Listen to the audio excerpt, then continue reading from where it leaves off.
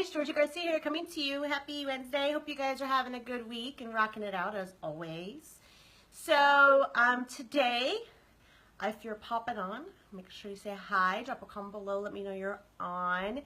And if this is the first time you're seeing me, drop a 1 below. And so today, let's talk about, do you tend to start something and then never finish? And so let's talk about 5 steps to being more consistent. So if you're popping on, make sure you say hi, drop a comment below, let me know you popped on and said hi. And hey, Lalandra, sorry, my eyes are like, so let's talk about consistency, guys, because I think this is a big thing that a lot of people struggle with, because we tend to start stuff and we don't finish because life gets busy, or we give into the excuses, or whatever the case may be. But the thing is that if you really want results, you have to be consistent. So let's talk about consistency. And number 1 thing to be consistent is to be very clear on your why. Be clear on why you want to start this particular goal. Hey, Emmy, thanks for popping on, my girl. Be clear on why you started what you're starting. Be clear on the vision and the goal, like what it would feel like. So for instance, if you really, you're building, let's say you're building an online business. That is so important to stick to your why, because it's the times of struggle that is going to keep you going. You're going to have to bring back to that thing that's going to be pulling you in as to why you started. Say for instance, you started to want to go on a weight loss journey, ask yourself, know exactly why you want to do this, because you're tired of feeling fatigued, because you're tired of not fitting into those clothes, because you don't feel that, you don't feel good about yourself. Even though I think you should feel good about yourself and love yourself regardless, just to let you know. That's just a little side note there. But, if you don't have that clear vision, then you're not going to you're going to give up. And that's one way not to give up on yourself. The number 2 thing is stick with one thing. Don't try to, let's say for instance, this is a random thing, I don't smoke, but let's say you're trying to quit smoking and then you also want to give up sugar. Well, you're kind of fighting too many battles, so pick one battle. And especially if you're doing something online, building a business online, be consistent in your actions. So say for instance, you say you're going to do a Facebook Live.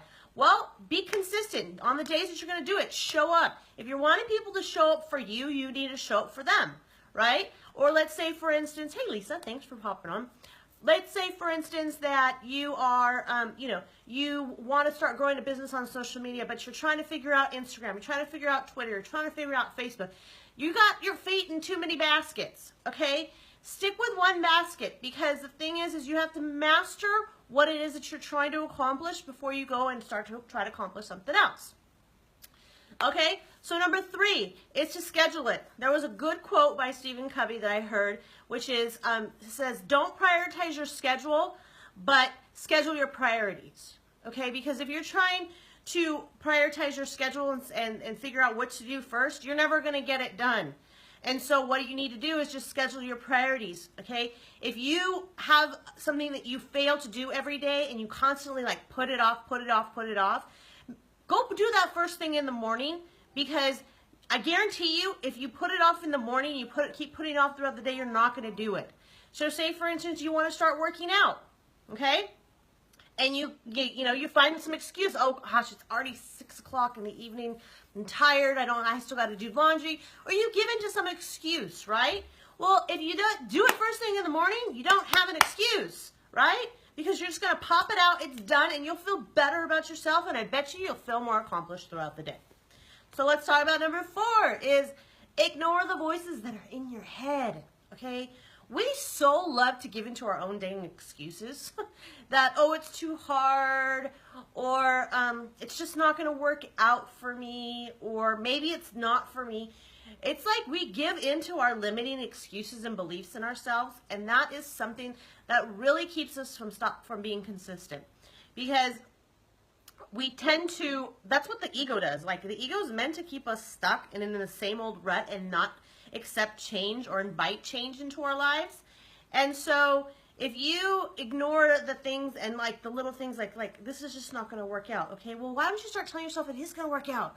Why don't you tell yourself this is going to get easier? Or tell yourself, you know, that I am capable. I am more than a conqueror. I am powerful. I will have the business I want. Whatever it is that you need to tell yourself, start telling yourself the positive things and stop giving into your excuses, okay? Because that's just like naysay, okay? Push them to the side. They come in, say, I don't hear you, and turn them off, okay? So number 5 thing in being consistent is stop beating yourself up.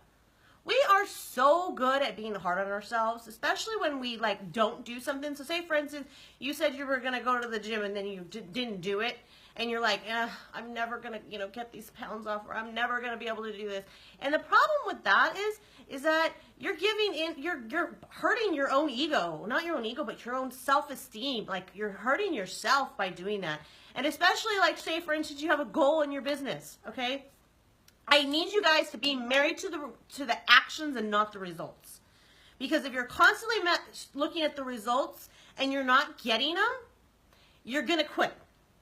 And so you really need to start just being married to the actions that you're taking, because if you're taking the actions, the results will follow. Okay?